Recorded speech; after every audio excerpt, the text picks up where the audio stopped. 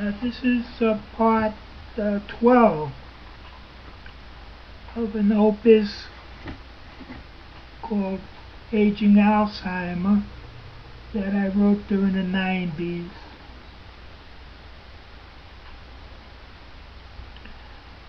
To scrape or eat the scrape, there is no quarter. Has there ever been since high school? Why now I shudder in fear of my wife, awakened by the incessant clatter and hum of my typing machine.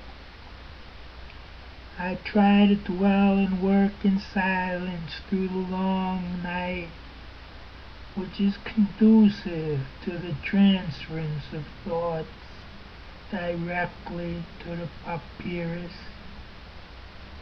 Someday there would be an electrode attached to the base of a person's brain, and all its singles would instantly be transferred to the hard disk.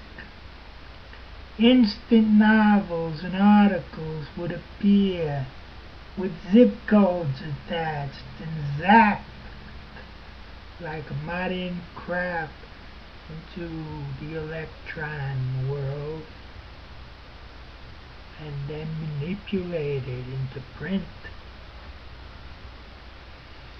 I would be spared the years of dissolution, for I had won the battle for a kind and productive life. Who knew how close the madness would come, and was? The women the dykes would hail,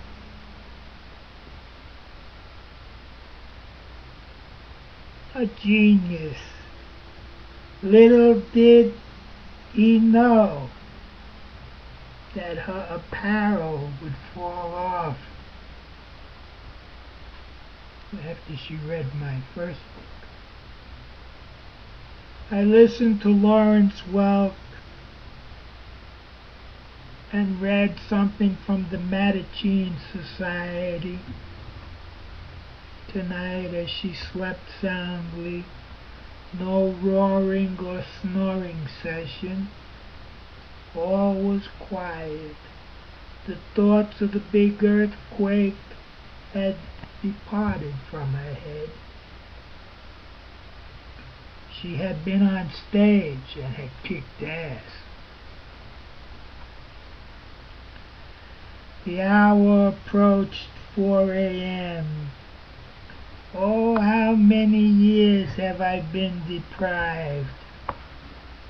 And what if my computer breaks? And soon she would rise up and curse me.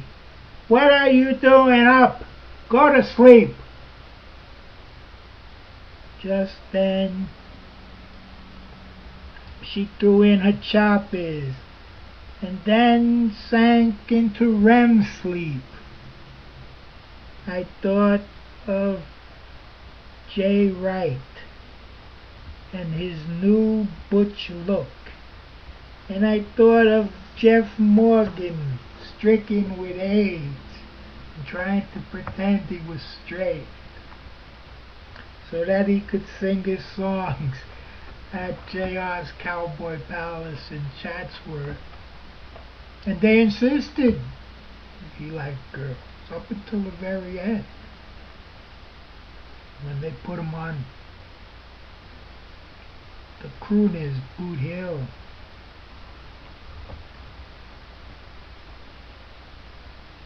Yep, Jeff had won many a singing contest with singing Tom Jan's old song, If You Could See Me Now.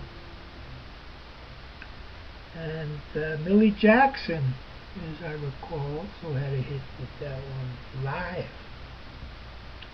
Now, Jeff Morgan looked like a tubercular homosexual. wearing the duds of a Western fantasy fantasizer. I saw him in a bar called the Rawhide, where I also performed.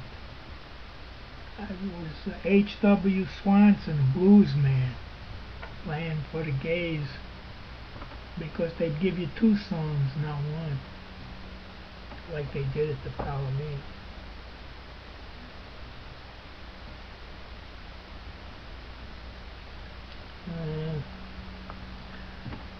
The Rawhide was a dump with a cozy stage. It had poor sound, it had grim light, and the smell of indiscriminate sex in all its corners. Mostly gays sporting cowboy hats and bandanas and boots and keys, and slung low on straps and chains, which were attached to belts adorned with Western wear and all kinds of regalia, Confederate flags and other emblems, suited for the Dixie set. There was a broad named Lynn Finelli. She was the girl singer. She fronted a band of excellent capabilities. David Frazier was a fine keyboard man. He was associated later with Calvin Davidson, the misanthropic leader of the Little Nashville Club Band. Daisy Frazier knew me as Harry Babe, which was my faggy misnomer, my nom de plume. I thought I would help, and I thought he could help me win a contest at the Rawhide, and I got second prize and I dropped my pants.